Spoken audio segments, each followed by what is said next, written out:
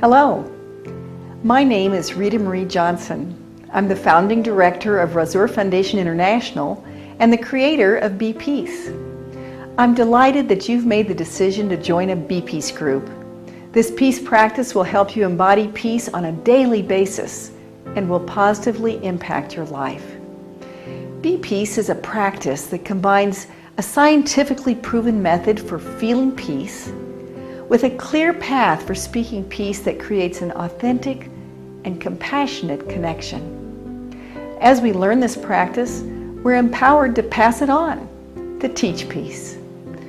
In learning Be Peace, you'll be able to stop stress in just 60 seconds and release yourself from negative emotions such as worry, anger, anxiety, and depression. You'll be able to resolve conflicts creatively in a mutually satisfying way.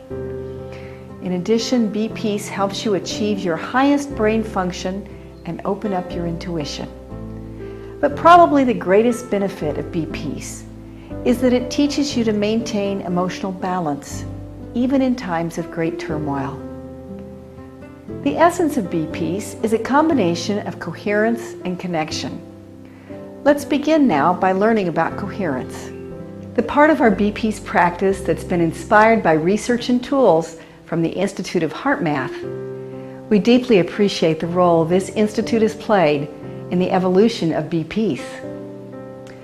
You know, it's been my experience that the majority of peace education has been aimed at the intellect. This kind of learning is important because we use our intellectual capacity to form our values and to make decisions. However, scientific research shows that violent reactions can occur when we're triggered by emotional memories.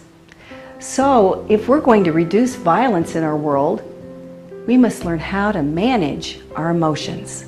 This is where coherence comes in. Let me explain what I mean by that. This is an illustration of a person who had a dog bite in his childhood. As an adult, when he sees a dog on the street, that visual input goes to the thalamus of the brain, which is the central distribution system for information in the brain. Now, if he took time to think it through on the slow track of the thalamus to the sensory cortex path, he would realize this dog is not going to hurt him. However, the amygdala of the brain is like a little eavesdropper, monitoring all sensorial input and looking for anything that's similar to past significant memories. When it finds a match, it reacts. The pathway between the amygdala and the thalamus is called the fast track. When the amygdala is triggered by a memory match, it activates the stress response. So in reality, we're then feeling faster than we think. Consequently, we often react irrationally because we're basing our response on past information rather than the present experience. This is what keeps us trapped in negative emotional patterns that can lead to health challenges and to violence. The tool you'll learn for becoming more coherent helps extinguish these old emotional response patterns and establish new ones. Let's look now at how coherence impacts the heart. Research at the Institute of Heart Math has shown that a negative feeling produces an erratic heart rate variability pattern. The heart rate variability is not the same as the pulse. Instead, it's the speeding up and slowing down between beats of the heart. An erratic heart rate variability indicates that we are incoherent, which means that the heart and the brain are not working in harmony. Consequently, we won't be able to function at our best. However, a positive feeling, such as appreciation, brings our heart into more coherence, which then pulls the brain into coherence. Heart math research has shown that appreciation can be one of the easiest positive feelings for people to generate. Generating the feeling of appreciation, then, is the most efficient way to become coherent. Do you know the saying, change your thinking, change your life? Heart math has proven it's actually more efficient to change your feeling, change your life. Now, why does it work that way? Well, Here are some remarkable facts to remember about the relationship between the heart and the brain. First of all, the heart has its own complex nervous system, what we call the heart-brain. And the heart sends far more information to the brain than the brain sends to the heart. And lastly, the heart signals especially affect the brain centers involved in decision-making, creativity, and emotional experience. A positive feeling creates coherence because of a principle of physics called the pendulum effect. For example, in a clock shop of clocks with all sizes of pendulums, at first all the pendulums are going in different directions, independent of each other. But eventually, the clock with the strongest pendulum will draw all of the other clocks into sync with it. Well, in the body, the heart is the strongest pendulum. That's why when we start with a positive feeling that creates coherence in the heart is then able to pull the brain into coherence.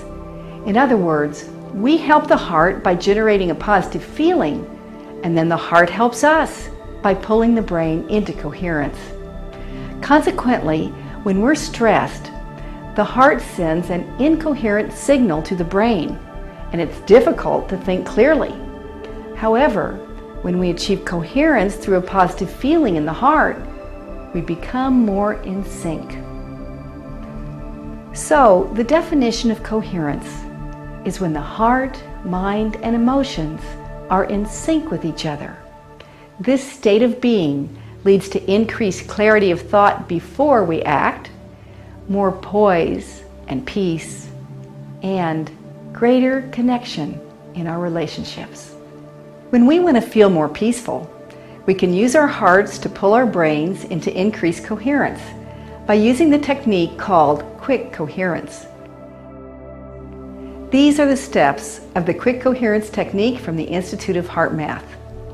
Heart focus, plus heart breathing, plus a heart feeling of appreciation. These steps lead to heart-brain coherence and consequently enhanced intelligence, wisdom, and creativity. So now we're going to learn how to rely on the power of our hearts to feel more peaceful and activate more intelligence and wisdom. One way to learn how to increase our levels of coherence is by identifying something that's easy for us to appreciate.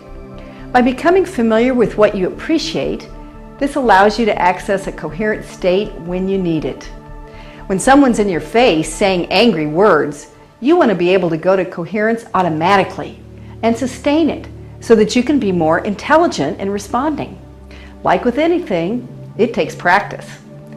Now, please refer to the thing you appreciate that you wrote down earlier. You'll want to stick with one thing that you appreciate in your practice of quick coherence. This makes sense because you'll want to get coherent quickly without having to think about it when you're stressed. I hope you have the opportunity to try the M-Wave software from the Institute of Heart Math that measures our levels of coherence. Through biofeedback, this simple technology helps train us in becoming more coherent. Let's review now the steps of quick coherence. Step 1. Heart focus. Put your attention down into the heart. Down, down, into the heart. And then step 2, heart breathing. Breathing as if you're breathing through the heart, deeply but naturally. And step 3, heart feeling. Generating appreciation for whatever's easy for you. Staying down in the heart and just filling it with appreciation. This illustration represents the electromagnetic field radiated by the heart, which can be measured up to 3 feet beyond the body. There's now scientific evidence showing that our nervous systems can detect the electromagnetic fields radiated by others, and that our coherence or incoherence can affect those around us. This means that when you practice coherence in your B-Peace group, you're actually helping each other to achieve coherence. Personal and group coherence bring immediate benefits that then encourage you to keep practicing. Each day, the quick coherence technique will consistently help you in your quest to embody peace.